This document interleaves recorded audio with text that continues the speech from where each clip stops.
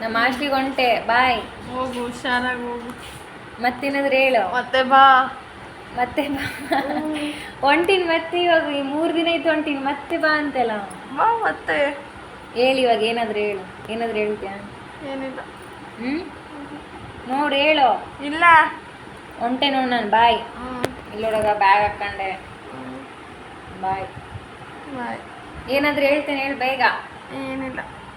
ಏನಿಲ್ಲ. ಇಲ್ಲ. ಹೋಗ್ಲಾ ನಾನು? ಸ್ವಲ್ಪ ಬೇಜಾರು, ಬಟ್ ನಾಳೆ ಬರ್ತೀನಲ್ಲ ಅಂತ ಹಂಗೆ ಒಂದು ಬಾಯ್ ಹೇಳ್ಬಿಟ್ಟು ಹಾಸ್ಟ್ಲಿಗೆ ನಾನು ಮತ್ತೆ ನಾಗವೇಣಿ ಹೊಂಟ್ಬಿಟ್ವಿ. SP ಸರ್ಕಲ್ ಬರ್ತೀರಾ ಇವಾಗ? ಫೋನ್ ಪೇ ಆಯ್ತಾ?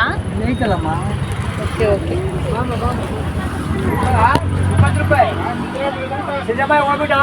ಸಿದ್ದರಾಮಯ್ಯ ಹೋದಾಗಿಂದ 20 ರೂಪಾಯಿನಾ? ಗ್ಯಾಸ್ ರೇಟ್ ಜಾಸ್ತಿ ಆಯಿತು. ರೀಸನ್. ಬಾಯ್.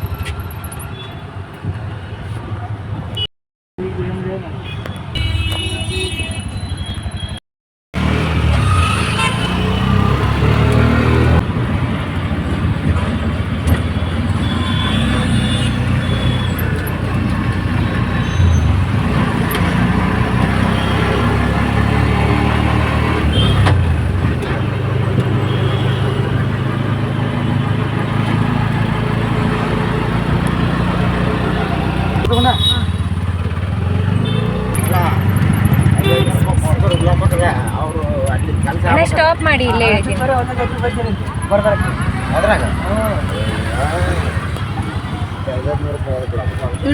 ಹಾಂ ರೀ ಹೇಳ್ತೀನಿ. ಅಂಕಲ್ ಅಮೌಂಟ್ ಕೊಟ್ಟೆ ನೋಡಿ.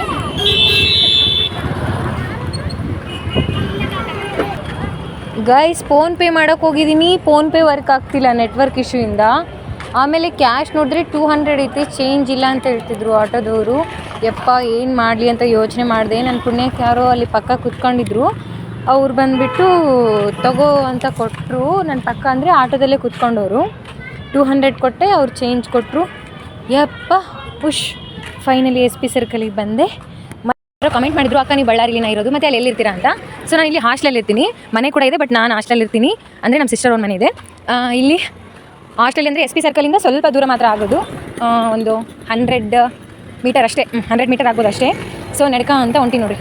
ಅಲ್ಲಿ ಅಂದರೆ ಓಪಡಿಯಿಂದ ಸುಧಾ ಕ್ರಾಸಿಂದ, ಅಂದರೆ ಓಪಡಿಯಿಂದ ಸ್ವಲ್ಪ ಅಷ್ಟೇನು ದೂರ ಆಗಲ್ಲ. ಸುಧಾ ಕ್ರಾಸು ಅಂದರೆ ಲೈಕ್ ಕ್ರಾಸ್ ಟೈಪು.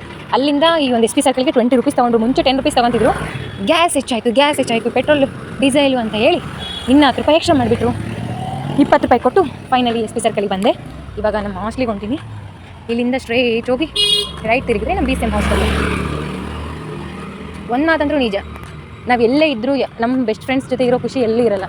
ನೋಡಿದರೆ ನಮ್ಮ ಹಾಸ್ಟ್ಲಿಗೆ ಹೋಲಿಸಿದ್ರೆ ಅವ್ರ ಹಾಸ್ಟ್ಲು ಅಷ್ಟೊಂದು ಚೆನ್ನಾಗಿಲ್ಲ. ಹೇಳೋಕಂದ್ರೆ ಖುಷಿ ಆಗಿರ್ಬೋದು, ಏನೇ ಆಗಿರ್ಬೋದು. ಬಟ್ ಅಲ್ಲಿ ನನ್ನ ಫ್ರೆಂಡ್ಸ್ ಇರೋದ್ರಿಂದ ನನಗೆ ಒಂಥರ ಬಿಟ್ಟು ಬರೋಕ್ಕೆ ಆ್ಯಕ್ಚುಲಿ ಆಗಲಿಲ್ಲ. ಇವಾಗ ನೀವೇ ನೋಡಿದ್ರಿ ಪಾಪ, ಅವರು ಕೂಡ ಇಷ್ಟ ಇರಲಿಲ್ಲ. ನಾನು ಕಳ್ಸೋಕ್ಕೆ ಬರಲಿಲ್ಲ, ಅವರು ಅಷ್ಟು ಬೇಜಾರಾಗಿತ್ತು. ಬಟ್ ಏನು ಮಾಡೋಕ್ಕಾಗಲ್ಲ. ಮತ್ತೆ ನಾಳೆ ಬರ್ತೀನಲ್ಲ ಅಂತೇಳಿ ಹಂಗೆ ಬಂದುಬಿಟ್ಟೆ. ಇವತ್ತು ಹೋಗಿ ಸ್ವಲ್ಪ ರೆಸ್ಟ್ ಮಾಡಿ ಮತ್ತು ನಾಳೆ ಟಿಫಿನ್ ಮಾಡಿಕೊಂಡು ಡ್ರೆಸ್ ಎಲ್ಲ ಇಬ್ಬರಿಗೂ ನಾನೇ ಅರೇಂಜ್ ಮಾಡಬೇಕಂತೆ. ನಾನು ನನ್ನ ಬಟ್ಟೆ ಎಲ್ಲ ತೊಗೊಂಡು ನಾಗವೇಣಿ ಮತ್ತು ದೀಪಾಗೆ ಡ್ರೆಸ್ ಎಲ್ಲ ಅರೇಂಜ್ ಮಾಡಿಕೊಂಡು ಮತ್ತು ನಾಳೆ ಅವ್ರ ಹಾಸ್ಟ್ಲಿಗೆ ಹೋಗಿ ಅಲ್ಲೇ ಸ್ಟೇ ಮಾಡ್ತೀವಿ. ಮಾರ್ನಿಂಗ್ ಸ್ವಲ್ಪ ಬೇಗ ಎದ್ದು ರೆಡಿಯಾಗಿ ಅಂಜನಾದ್ರಿಗೆ ಹೋಗೋ ಪ್ಲ್ಯಾನ್ ಐತೆ. ನೋಡೋಣ ಏನಾಗುತ್ತೆ ಅಂತ.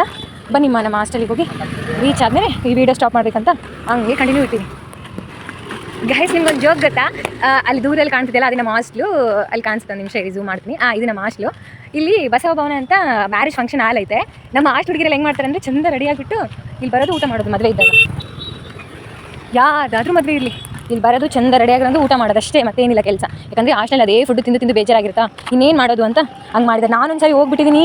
ನನ್ನಲ್ಲಿ ಕುಂದ್ರಕ್ಕೂ ಆಗವಲ್ತು. ಬರೀ ಆ ಮದುವೆ ಮನೆ ಓನರೇ ನೋಡ್ಕೊಂಡ್ಬಿಟ್ಟಿನಿ. ಎಲ್ಲಿವ್ರು ಕಂಡಿಡಿತಾರೋ ಅಂತ. ಯಪ್ಪ ಅದೇನೋ ಮ್ಯಾನಿಫೆಸ್ಟೇಷನ್ ಅಂತೆಲ್ಲ ನಾವು ಏನು ಅನ್ಕೊಂತೀವಿ ಆಗುತ್ತೆ ಅಂತ. ನನ್ನ ದರಿದ್ರಕ್ಕೆ ಯಾವತ್ತು ಅವ್ರು ಬಂದು ನೀವು ಹೆಣ್ಣಿನ ಕಡೆಯವರಾ ಗಂಡಿನ ಕಡೆಯವರಾ ಅಂತ ಕೇಳ್ತಿದ್ದಾರೆ. ಏನು ಹೇಳಿ, ಆ ಹುಡುಗಿ ಅವ್ರ ಫ್ರೆಂಡ್ ಅಂತ ಹೇಳಿದ್ದೀನಿ.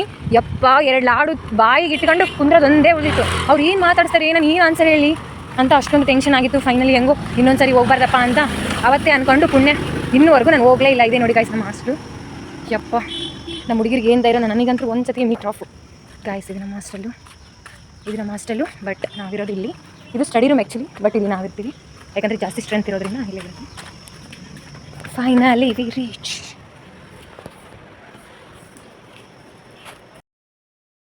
ಗೈಸ್ ಸಿಗೋಣ ನೆಕ್ಸ್ಟ್ ವಿಡಿಯೋದಲ್ಲಿ. ನಾಡಿದ್ದು ಅಂಜನಾದ್ರಿಗೆ ಹೋಗ್ತಾ ಇದ್ದೀವಾ, ಸೊ ಅಂಜನಾದ್ರಿಗೆ ಹೋಗೋದು ಕೂಡ ಲಾಗ್ ಮಾಡ್ತೀನಿ. Bye, take care, aunty love you.